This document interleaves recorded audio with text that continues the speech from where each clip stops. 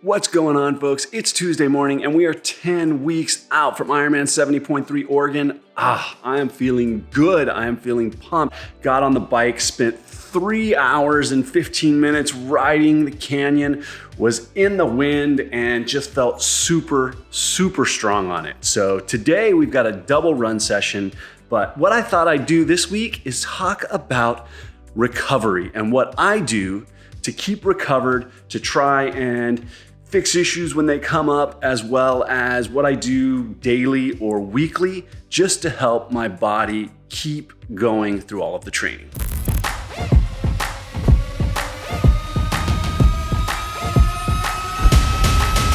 Yeah, you might not wanna get close. We a little wild war.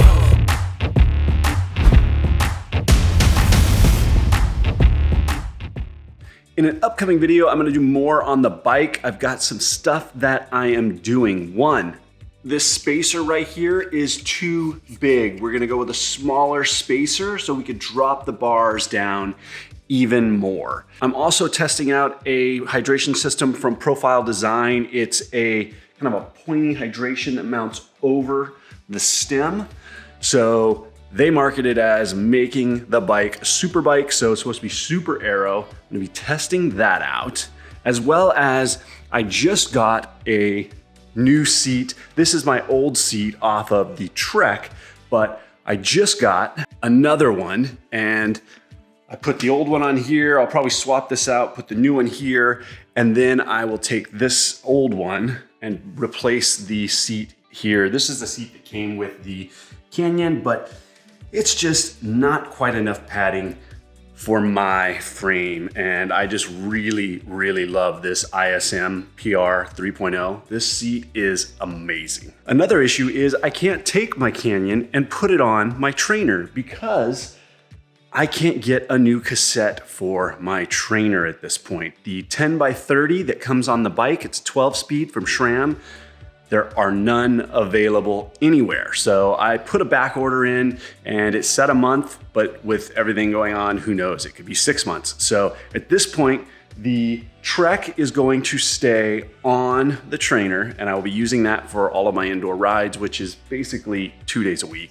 And then all the outdoor rides will be on the Canyon.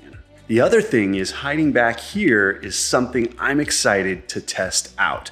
One of my issues on the trainer after say 90 minutes, because I do so much of my riding on the trainer, is my butt really starts to hurt. You know, the bike is so locked in, there's no natural movement, right? When you're riding that saddle, the bike sways with you, so your butt isn't kind of going across the saddle so much. So there are a few companies making these motion plates, essentially. You mount your trainer on it and your bike sits on it, and then there is a kind of a shock system between the top piece of wood and the bottom, and it allows the trainer and the bike to rock more naturally. So we're gonna be busting that out here this week. I can't wait to test it out.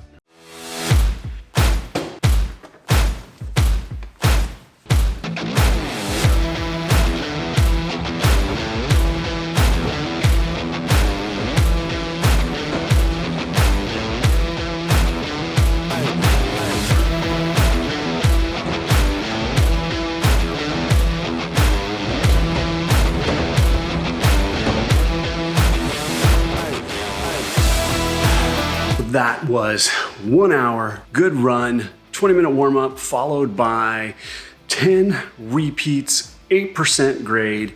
So running an incline at 8% strong between a 7:30 is what I was running that at. Then finishing out with a half hour, nice and easy, MAF heart rate.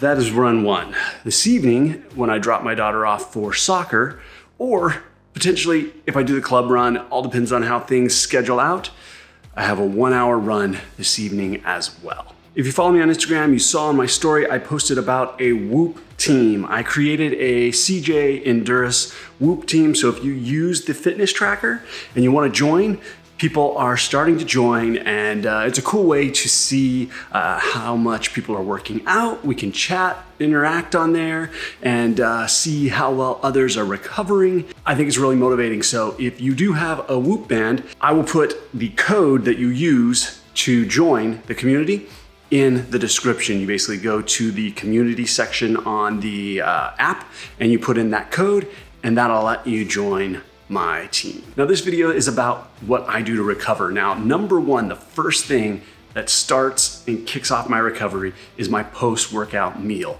Now, I try and eat whole food whenever I can, but that might not always be the case. Sometimes if I'm in a super rush or I'm out and I'm traveling, it might be some sort of recovery shake. I actually just got a bunch of the Huma recovery smoothies, so I'm excited to try those, but I try to typically eat whole food. So some fruit, it might be oatmeal, I might use the Kodiak waffles, but typically, or one of my Factor vegan meals, I basically try and get a real meal in within that half-hour window as soon as I'm done. Now, the second thing on my recovery list, which I find essential and I've really come to enjoy, is yoga. And try to do it a minimum of twice a week. Now, that typically might be a 30-minute, sometimes an hour, but typically maybe just 30 minutes. Coach assigns me something they call mellow moves. So Jess from Yogi Triathlete puts these together. Just 30 minutes of nice, easy movements, stretching. Sometimes there's some core work in there, but really helps because one of the issues I've been suffering from more and more is just lower back pain from sitting all day, flip turns in the pool. And so I'm really working on trying to reduce some of the soreness and stiffness in my lower back. Time to set up this rocker board.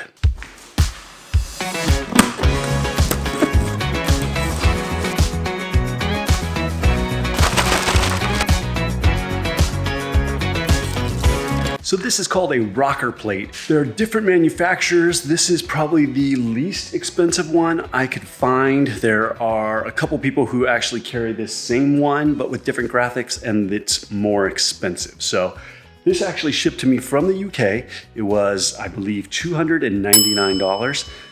I'll verify that up here.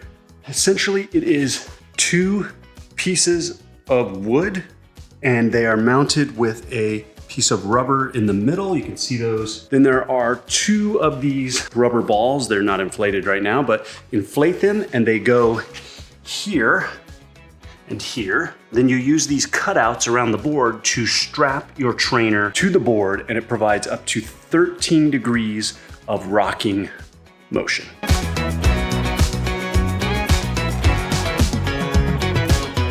I would say that's pretty level.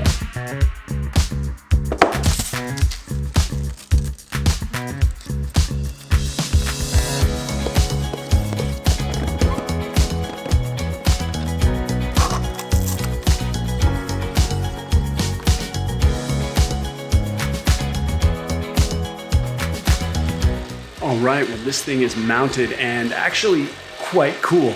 It's a little weird getting on it because when you step on one side of the plate, it leans towards you, but the closer you step to the center, the less lean you get. And I guess you can play with the amount of pressure you put in each of the rocker balls, which will stabilize it more. But right now it's level, and it's nice because it actually moves back and forth with you as you pedal, and your butt isn't moving back and forth across the saddle.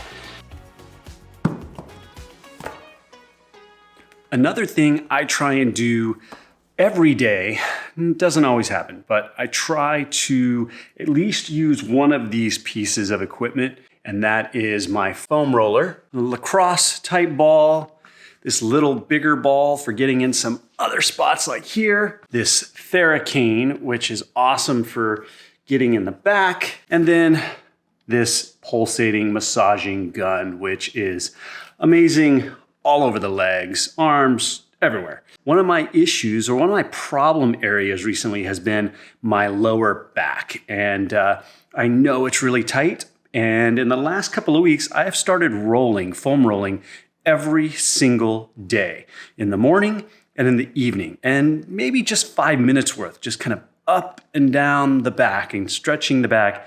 It is making such a huge difference. Now, I don't have any particular routine I follow. I've got some typical exercises I do that most people know, running the ball on the bottom of the foot for the plantar fascia, the foam roller up and down the legs, the calves, the quads, all of those kind of in the Achilles area, the IT band. Then I've got this ball, which I really like getting underneath here, really trying to work on this area. Another one of my issues is real tightness in the shoulders. So a lot of times I feel kind of the binding here in the swim. That's where I start to get tired.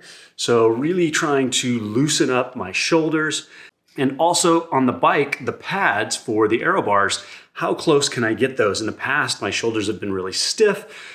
Some of me losing some size has helped because I'm getting better at being able to hold this position. And right now, holding this together, I can feel that it's requiring muscles to kind of force that together. And that even just holding it here for 20 seconds, I start to feel fatigued. But I am getting better. Part of reducing drag, and one of the things I'm gonna be doing with aero testing here in a couple weeks, is getting my pads closer and closer together and really working on trying to improve my mobility in my shoulders, because what I've been told is the closer you can get those, that is one of the huge factors in reducing drag. So the less drag you have, and me being very broad and having a big chest, I've got a huge space for a lot of resistance and air to hit. So as I can start to get closer and closer, I'll start to see more and more benefits.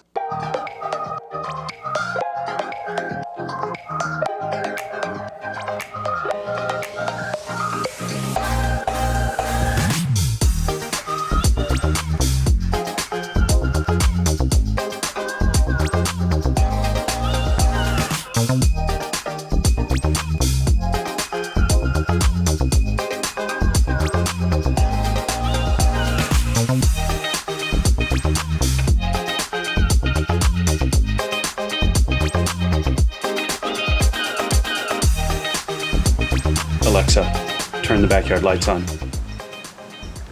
I love that.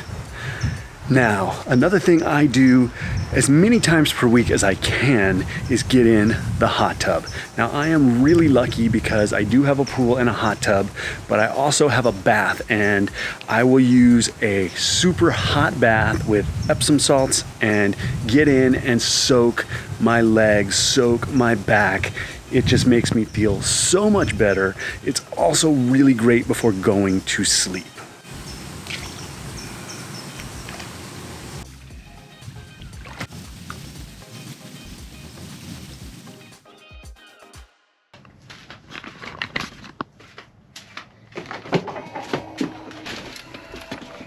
It is Friday morning and I am headed down to the Newport Dunes to do a little open water swimming.